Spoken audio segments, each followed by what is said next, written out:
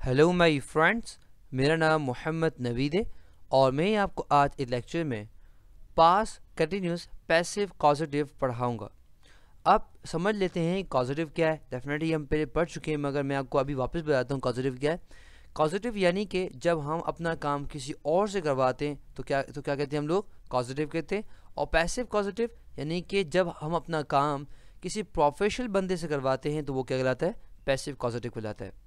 मिसाल के तौर पर अगर आपने मिसाल के तौर पर अपना काम, या मिसाल के तौर पर आपके घर के अंदर फ़ैन ख़राब हो गया था, पंखा ख़राब हो गया था, अब आपने अपना पंखा या फ़ैन अपने भाई से सही करवाया तो ये पैसिव कॉजेटिव नहीं कहलाएगा। क्यों?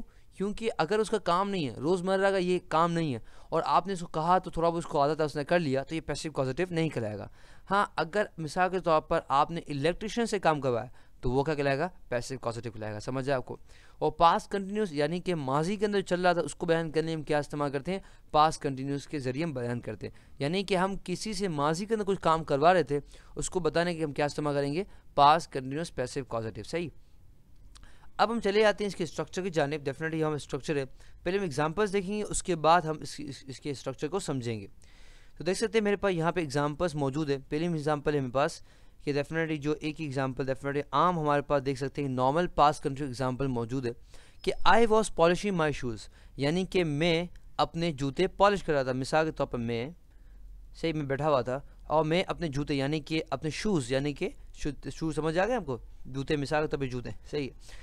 तो मैं पॉलिश कर रहा था, तो ये क्या है, ये कौन सी मिसाल है, ये है नॉर्मल पास्ट कंटिन्यूस की मिसाल, यानी कि नॉर्मल जो होता है। अब पॉजिटिव किस तरह से करेंगे, हम इसको इस तरह से कहेंगे, आई वॉज गेटिंग और हैविंग माई शूज़ पॉलिश।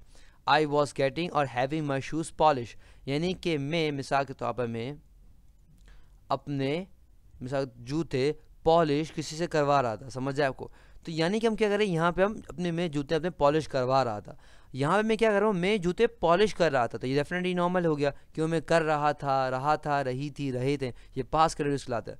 और यहाँ पे हम क्या कर रहे हैं, मैं अपने जूते पॉलिश करवा था। किससे करवाता था, यहाँ से मतलब समझ जाए, इसका मतलब ये था मोची से करवा था। समझ आए आपको। यानी कि जूते बनाते हैं ना, उसको कहते हैं मोची। समझ आए आपको।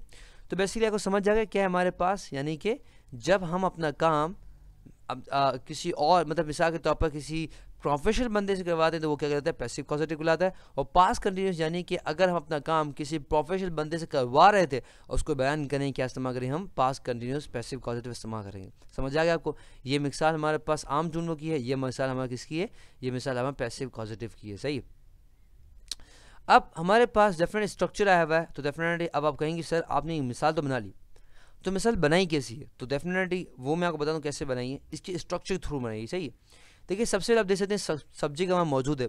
सब्जेक्ट क्या होता है, सब्जेक्ट में कोई भी, यानी कोई काम करने वाला, कोई काम करने वाली, कोई काम करने वाले। जैसे कि मिसाल के तौर पर मैं कह सकता हूँ नवीद हो गया, या ही हो गया, या शी हो गया, या वो हो गया, समझ आए आपको, या हम हो गए। तो बेसिकली सब्जेक्ट मीन्स कौन। सही। तो डेफिनेटली आई यानी कि मैं। उसके बाद हमारे पास है वॉज और वर। लोग उसको गलत बोलते हैं, इसको वेयर कहते हैं, वेयर नहीं, इसको वर कहते हैं। सही ना, वेयर इसको कहते हैं। ये होता है ना वेयर आर यू, तो वेयर इसको कहते हैं और वर ये कहते हैं। सही। तो उसको गलत आप इसको गलत ना पढ़िएगा। सही। उसके बाद हमारे पास डेफिनेटली वॉज और वर है। ये कहाँ इस्तेमाल करते हैं हम लोग, देखिए वॉज इस्तेमाल करते हैं हम सिंगुलर के साथ। मिसाल के तौर पर ही हो गया, शी हो गया, या इट हो गया, या कोई भी सिंगुलर डेफिनेटली हमारे पास हो गया ना। कोई मिसाल के तौर पर ही के अंदर कोई भी आदमी का नाम आ सकता है, शी के अंदर कोई औरत का नाम आ सकता है, लड़की का नाम आ सकता है, कोई भी आ गया। सही। तो अगर हमारे पास ही शी इट होगा तो क्या इस्तेमाल करें हम, वॉज का इस्तेमाल, यानी कि ही शी अगर यहाँ पे मौजूद है, यहाँ आई की जगह। सही।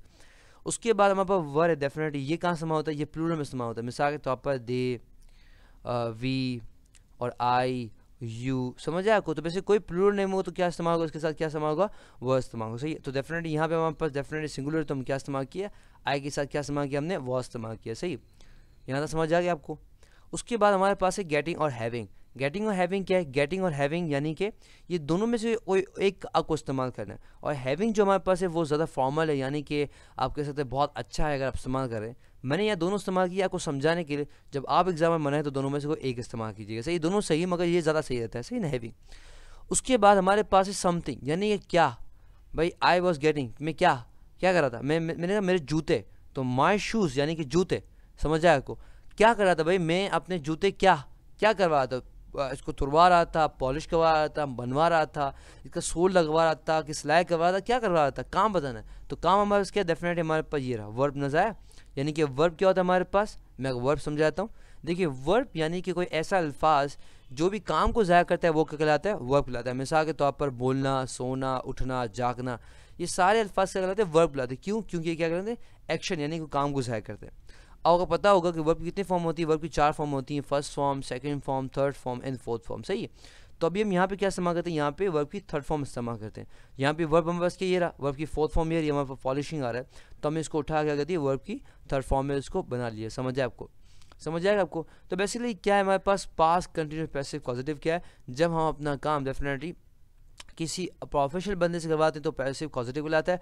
और पास्ट कंटिन्यूस यानी कि अगर हम अपना काम किसी प्रोफेशनल बंदे से करवाए थे उसको बयान करने के लिए क्या इस्तेमाल करते हैं, पास्ट कंटिन्यूस पैसिव पॉजिटिव का इस्तेमाल करेंगे।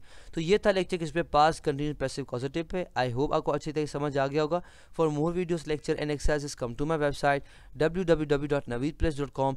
अल्लाह हाफ़िज़, इंशाल्लाह आपसे अगले लेक्चर मुलाकात होगी। टिल देन अल्लाह हाफ़िज़।